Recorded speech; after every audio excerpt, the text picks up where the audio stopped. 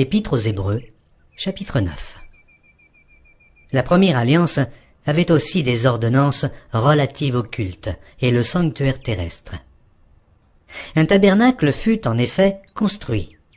Dans la partie antérieure, appelée le lieu saint, étaient le chandelier, la table et les pains de proposition. Derrière le second voile se trouvait la partie du tabernacle appelée le Saint des Saints, renfermant l'autel d'or pour les parfums et l'arche de l'Alliance entièrement recouverte d'or. Il y avait dans l'arche un vase d'or contenant la manne, la verge d'Aaron qui avait fleuri, et les tables de l'Alliance. Au-dessus de l'arche étaient les chérubins de la gloire, couvrant de leur ombre le propitiatoire. Ce n'est pas le moment de parler en détail là-dessus. Or, ces choses étant ainsi disposées, les sacrificateurs qui font le service entrent en tout temps dans la première partie du tabernacle, et dans la seconde, le souverain sacrificateur seul entre une fois par an, non sans y porter du sang qu'il offre pour lui-même et pour les péchés du peuple.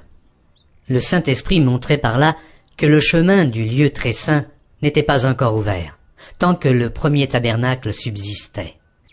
C'est une figure pour le temps actuel, où l'on présente des offrandes et des sacrifices, qui ne peuvent rendre parfait, sous le rapport de la conscience, celui qui rend ce culte, et qui, avec les aliments, les boissons et les diverses ablutions, étaient des ordonnances charnelles, imposées seulement jusqu'à une époque de réformation. Mais Christ est venu comme souverain sacrificateur des biens à venir. Il a traversé le tabernacle plus grand et plus parfait, qui n'est pas construit de main d'homme, c'est-à-dire qui n'est pas de cette création. Et il est entré une fois pour toutes dans le lieu très saint, non avec le sang des boucs et des veaux, mais avec son propre sang, ayant obtenu une rédemption éternelle.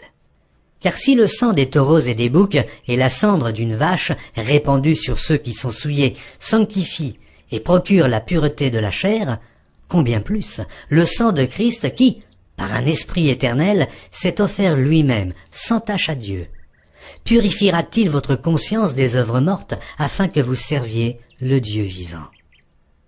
Et c'est pour cela qu'il est le médiateur d'une nouvelle alliance, afin que, la mort étant intervenue pour le rachat des transgressions commises sous la première alliance, ceux qui ont été appelés reçoivent l'héritage éternel qui leur a été promis.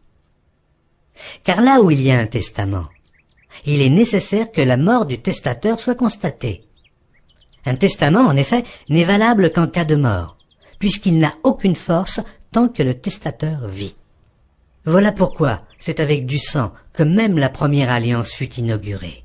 Moïse, après avoir prononcé devant tout le peuple tous les commandements de la loi, prit le sang des veaux et des boucs avec de l'eau, de la laine écarlate et de l'hysope, et il fit l'aspersion sur le livre lui-même et sur tout le peuple en disant « Ceci est le sang de l'alliance que Dieu a ordonné pour vous. » Il fit pareillement l'aspersion avec le sang sur le tabernacle et sur tous les ustensiles du culte.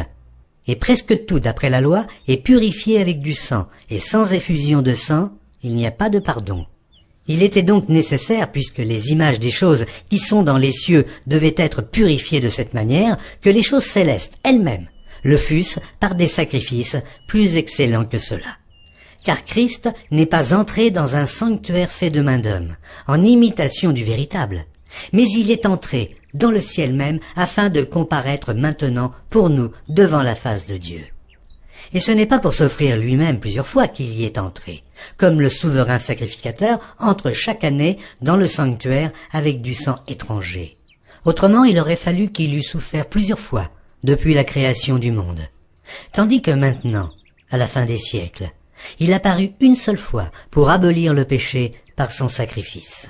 Et comme il est réservé aux hommes de mourir une seule fois, après quoi vient le jugement, de même Christ, qui s'est offert une seule fois pour porter les péchés de plusieurs, apparaîtra sans péché une seconde fois à ceux qui l'attendent pour le salut.